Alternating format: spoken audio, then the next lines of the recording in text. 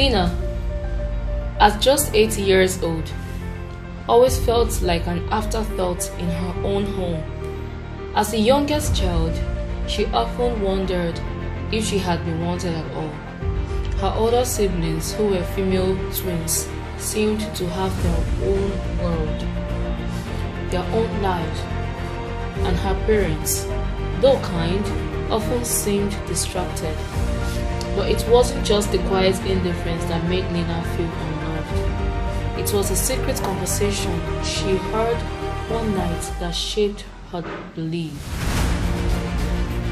She had been quietly playing outside the compound when she heard her parents talking in their small living room. Their voices were muffled at first, but curiosity made her creep towards the window. I never planned for her to know, her father's voice said, thick with regret. Lena was unexpected, but I couldn't abort her because it could affect me too, her mother's voice concluded.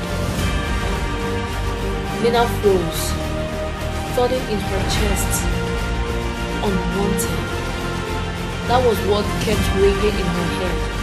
Her parents were unaware that she was listening, and in that moment, the world seemed to shrink around her. She wasn't just the last one, the baby.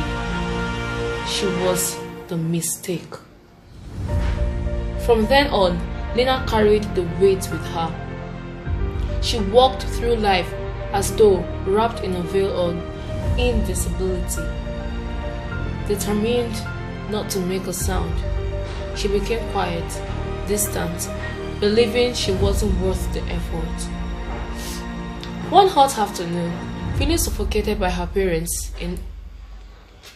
Lena made a decision. She packed a small bag with a few clothes and took some money with her.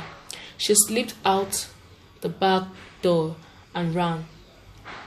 She didn't know where she was going, but for the first time in her life, she felt free, unburdened by the sense of being unwanted. For 2 weeks, her parents searched and searched for her. Their world crumbled when they realized their daughter was gone. The police were called, neighbors were questioned, and every corner of the town was scarred. But Lena was clever. She knew how to stay hidden, how to survive. She found a small market and began hawking fruits and vegetables for a young woman she didn't know before, just to get a place to sleep. But she was intensively maltreated. She hated herself and wondered why she ever existed. Life became tougher for her, and a part of her missed her parents, but she wouldn't accept that. She was too pained to accept it. One day, she fell ill and was struggling to walk due to shortage of strength, but she managed to get home. But alas, no one was there. Her family had relocated to a bigger and better place, and that tore her heart into pieces.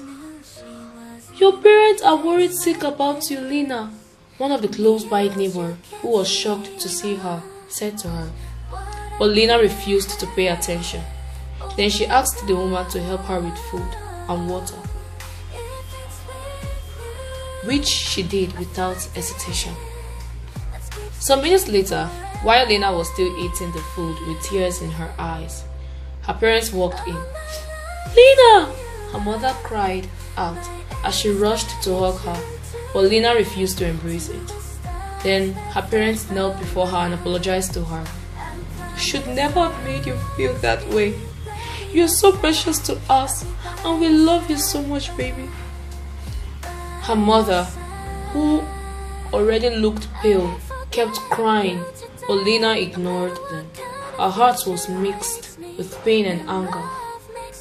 "And that explains why you relocated just like that," she said angrily, and her parents explained how they were chased by their landlord and didn't have hope, but gracefully they found a better place to call a home and relocated.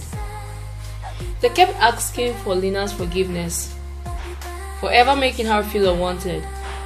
"I love you, child," her father said, and that made Lena burst into tears. The tears she had always ceased because she wanted to be strong for herself. She cried it all out and hugged her parents. "I missed you," she said, and they hugged her tightly again and again. Some minutes later, they drove home and her siblings were excited to see her. "They were never happy without you." They hugged Lena and embraced her so tightly.